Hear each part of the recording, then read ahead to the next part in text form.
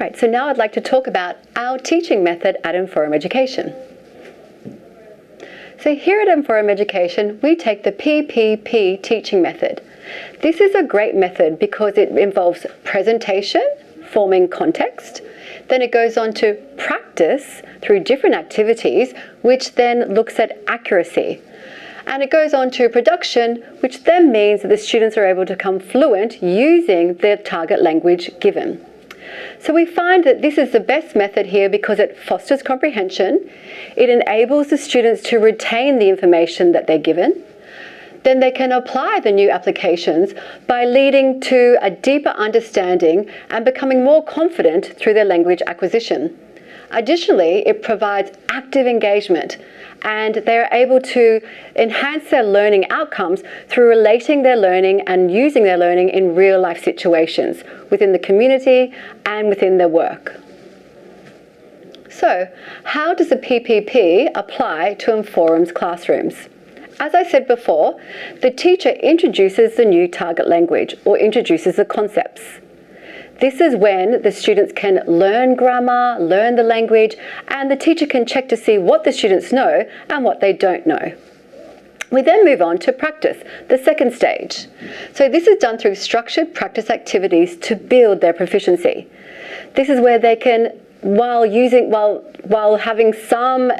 receiving some limited assistance with the teacher, they're able to rehearse and the teacher can fill their gaps.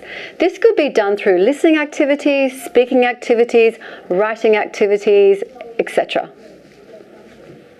So the teacher, through the guided application and practice time, the teacher will check on the students and make sure they are not making too many errors. The teacher will then gradually release the responsibility onto the students and reinforce their learning by checking, concept checking, making sure they're on point with their language.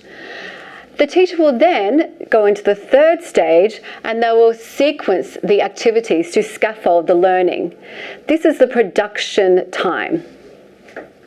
We make the production activities quite flexible to adapt to the different types of learning and the diverse type of students that are in the classroom.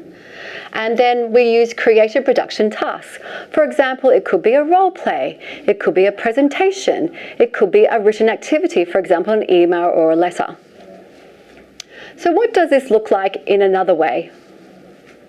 So at Inforum, we have a very unique and great project that we've set up that each level has to do, and it's called a focus lesson. So for example, this is a focus lesson. We have a group of students who are given an example of a task to do.